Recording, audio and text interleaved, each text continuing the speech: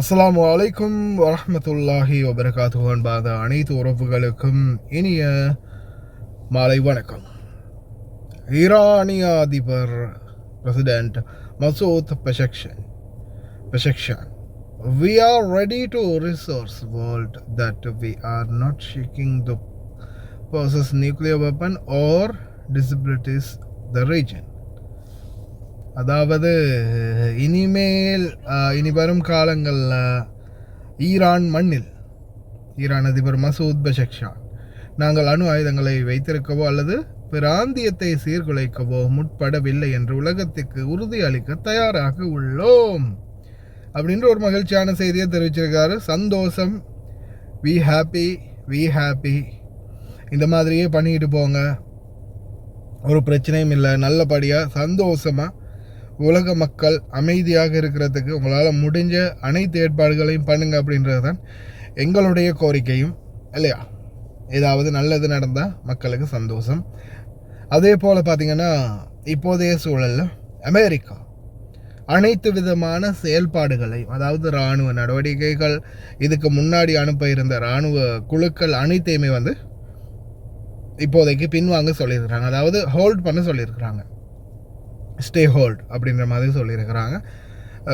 இந்த உறுதிப்பாடு நிலைத்தன்மையை ஃபுல்லாகவே விசாரித்து இது ஓகே, உண்மைக்குமே ஈரான் இந்த மாதிரியான செயல்பாடுகளை முன்னெடுக்க போகிறாங்க, இதுக்கு ஐஆர்ஜிசி மற்றும் சுப்ரீம் லீடர் முஜ்தபா கொமைனி இதுக்கு ஒப்புதல் ஓகே, பெஷக்ஷான் சொன்னது சரிதான், அது கேட்டால் போல் நாங்களும் நடக்க போகிறோம் அப்படின்றத அவங்களும் உறுதிப்படுத்தணும்.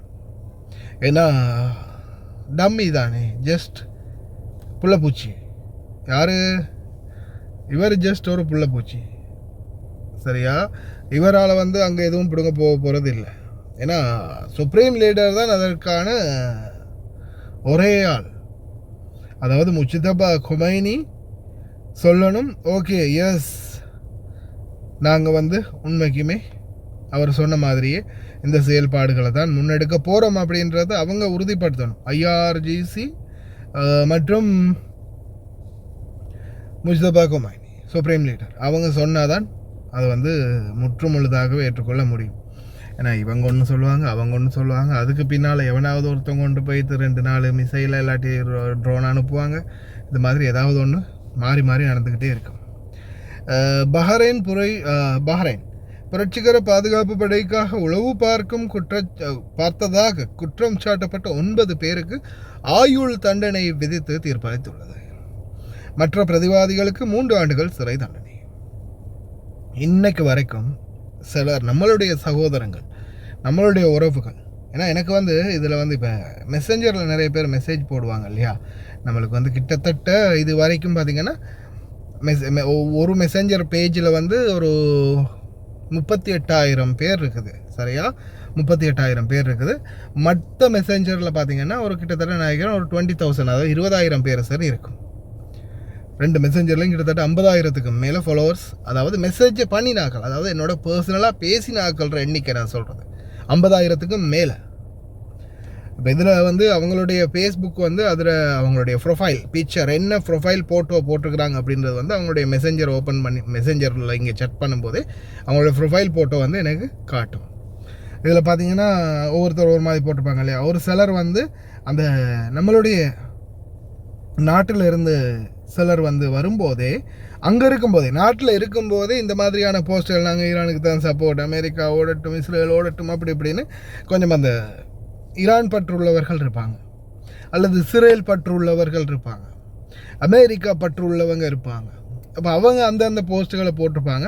அந்த பீரியட்டில் அப்படியோ அவங்க போட்டதோடு எந்த நாட்டுக்கு வந்த பிறகும் இதையே தொடர்றவங்க சிலர் இருக்கிறாங்க. இப்போ கூட நான் நிறைய பேர் ப்ரொஃபைலில் பார்க்குறேன், நிறைய பேர் சிலர் இஸ்ரேலுக்கு சப்போர்ட்டாக ப்ரொஃபைல் வச்சுருக்கிறீங்க, சிலர் ஈரானுக்கு சப்போர்ட்டாக ப்ரொஃபைல் வச்சுருக்கீங்க, சிலர் இறந்த இவருடைய ஃபோட்டோ வச்சுருக்கிறீங்க, யார் ஆயத்துல்லா கொமேனியுடைய ஃபோட்டோ. ஒவ்வொருத்தர் ஒரு மாதிரி. சோஷியல் மீடியா பாவிக்கக்கூடியவங்க நல்லா ஒன்றை மட்டும் விளங்கிக்கோங்க, ஒரு வேளை ஜஸ்ட் நீங்கள் எதுவுமே பண்ணலை, சரியா? நீங்கள் எதுவுமே பண்ணலை, ஜஸ்ட் இந்த மாதிரி போஸ்ட்டு போட்டிங்க, ஆதரவு அளிச்சிங்க, அவ்வளவுதான். இதை யாராவது நோட்டபிள் பண்ணி இதை உங்களுக்கு எதிராக பயன்படுத்தணும்னு நினைச்சாங்கன்னா போதும், உடனே அந்த செகண்ட் அவங்கள தூக்கி தீவிரவாத தடுப்பு சட்ட பிரிவால் கைது செய்யப்பட்டு அதுக்கு அந்த வழக்கு கீழே அவங்களுக்கு கேஸை போட்டு தூக்கிக்குள்ளே போட்டுருவாங்க. இந்த மாதிரி பலருக்குமே நடந்திருக்குது, நடக்கலாம். அதனால் தயவு செய்து ரொம்ப கவனம்.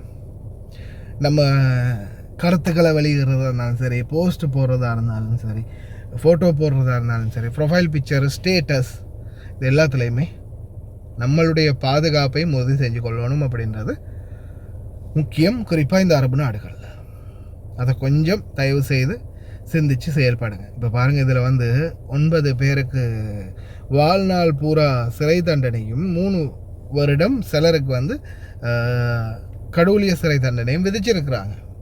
ஆனால் இதில் ஆரம்ப காலத்திலே நம்ம போட்டிருந்தோம், இப்போ சோஷியல் மீடியா மூலம் பகிர்றவங்க, சோஷியல் மீடியாவில் சப்போர்ட் பண்ணினவங்க, கமெண்ட் எழுதினவங்க உட்பட பலரும் பிடிப்பட்டாங்க அந்த நாட்களில், உங்களுக்கே தெரியும். அதனால் தயவு செய்து கவனம். பிழைக்கிறதுக்காக வந்திருக்கிறோம். அவங்க அடிச்சுக்கிட்டாலும் பிடிச்சிக்கிட்டாலும் நாளைக்கு சண்டை பிடிச்சாலும் அவங்க ஒன்று சேர்ந்துருவாங்க. ஆனால் கடைசியில் மாட்ட போகிறது யார்? அப்பாவி தொழிலாளர்களாகிய நாம தான். அதனால் அதுக்கு ஏற்றாற் போல் தயாராக இருங்க அன்பார்ந்த உறவுகளே. ரொம்ப கவனமாக இருங்க, எந்த நேரத்தில் என்ன வேணாலும் நடக்கலாம். அதே போல் ஹஜ்ஜி பெருநாள் நெருங்குறதால ஃபுட் அண்ட் நியூட்ரிஷன் அத்தாரிட்டி செம்மையாக சோதனை நடத்துகிறாங்க. ஆட்டு இறைச்சி கடைகள் மற்றும் ஆட்டு இறைச்சி வியாபாரங்கள் அது சம்மந்தமான வீடியோ காட்சி ஒன்று இருக்குது, கடைசியில் போடுறேன், படித்தவங்க பாருங்கள். مع بزوغ فجر عيد الأضحى تتحول أروقة الهيئة العامة للغذاء والتغذية إلى خلية نحل لا تهدأ، واضحة سلامة المستهلك على رأس أولوياتها. فمن خلال استراتيجية استباقية تم اعتماد 4 مسالخ مركزية كبرى تتوزع جغرافيا لتشمل كافة المحافظات، حيث تم اعتماد المسالخ المركزية ال4 في دولة الكويت الموزعة على جميع المحافظات، محافظة العاصمة والجهراء والأحمدي والفروانية، وكذلك اعتماد مسلخ مؤقت واحد في جمعية صباح الأحمد السكنية، وذلك لخدمة المناطق الجنوبية. يتم دمج النوبات في هذه الفترة، فترة عيد الأضحى المبارك، لتغطية أكبر وفحص أكبر عدد ممكن من الأضاحي خلال هذا الموسم دون انقطاع، وذلك منذ الصباح الباكر في أول يوم العيد بعد صلاة العيد وحتى 6 مساء، ويليها تالي أيام العيد اللي هي من 6 صباحا وحتى 6 مساء.